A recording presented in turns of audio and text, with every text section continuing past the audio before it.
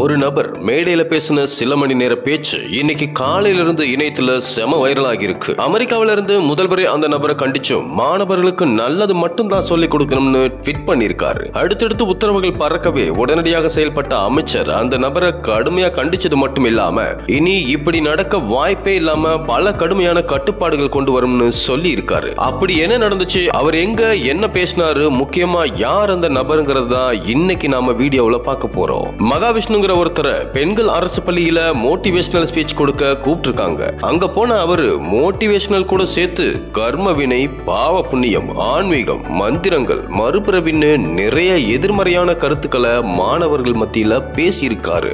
இத கவனிச்ச ஒரு அரசு பள்ளி ஆசிரியர், நீங்க மோட்டிவேஷனல் ஸ்பீச் கொடுக்க வந்தீங்களா இல்ல ஆன்மீக பாடம் நடத்த வந்தீங்களா? இது பள்ளி மாணவர்கள் இருக்கிற இடம். இங்க ஆன்மீகம் சார்ந்தோ முரண்பாடான கருத்துக்களையோ திணிக்க கூடாதுன்னு சொல்லி இருக்காரு.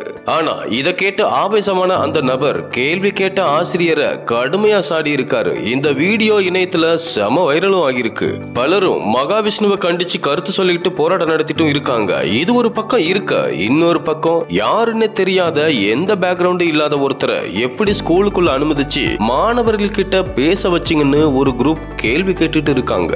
இந்த தகவல் அமெரிக்காவில் இருக்கிற முதல்வர் வரைக்கும் எட்டவே அவர் உடனடியா தமிழ்நாட்டோட எதிர்கால சந்ததியினருக்கு தனி மனித முன்னேற்றம், அறநெறி சார்ந்து வாழ்தல், சமூக மேம்பாடுன்னு சீரிய கருத்துக்களை வழங்கணும். அதை விட்டுட்டு பிற்போக்கான கருத்துக்களை பரப்பினா கடுமையான நடவடிக்கை எடுக்கப்படும். இனி பள்ளி கல்விகளில் நடைபெறும் நிகழ்ச்சிகளை வரைமுறைப்படுத்த புதிய வழிமுறைகளை வெளியிட வேண்டும்னு ஆணையிடுறேன்னு சொல்லியிருக்காரு.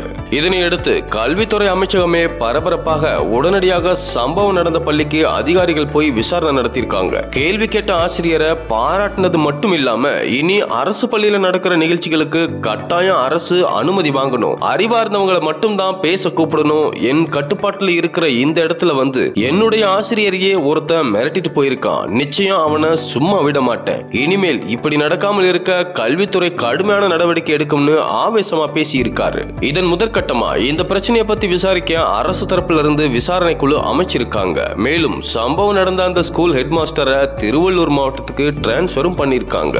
தமிழக அரசையே சில மணி நேரங்கள் அதகலப்படுத்தின அந்த நபர் யாருன்னு தேடி போனப்பதான் ஒரு ஷாக்கிங் தகவல் கிடைச்சது. மகாவிஷ்ணுங்கிற அந்த இளைஞர் மதுரையை சேர்ந்தவர். இவரு அவினாசில ரிஜிஸ்டர் செய்யப்பட்ட பரம்பொருள்னு ஒரு அறக்கட்டளையும் அதோட யூடியூப் சேனலையும் நடத்திட்டு வராரு.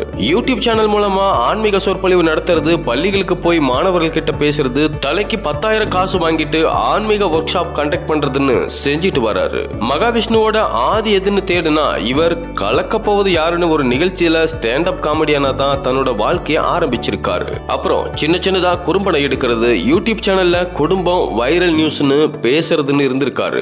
அப்படியே படிப்படியா முன்னேறி சில பெரிய முகங்களோட அறிமுகம் கிடைக்கவே தன்னை மேலும் மேலும் வளர்த்துக்கிட்டு இன்னைக்கு அறக்கட்டளை ஆரம்பிச்சு அது மூலமா மக்களுக்கு ஆன்மீகம் சார்ந்த விஷயங்களை சொல்லிட்டு வராரு. இது போக மந்திரத்தால மனசை கண்ட்ரோல் பண்றது, சாமிய கண்ணுல காட்டுறதுன்னு பல வேலைகளையும் செஞ்சிட்டு இருக்காரு. அமைச்சர் இருக்கிற கடுப்புல இவர் மேல கடுமையான தண்டனை பாயும்னு சொல்லிக்கிறாங்க.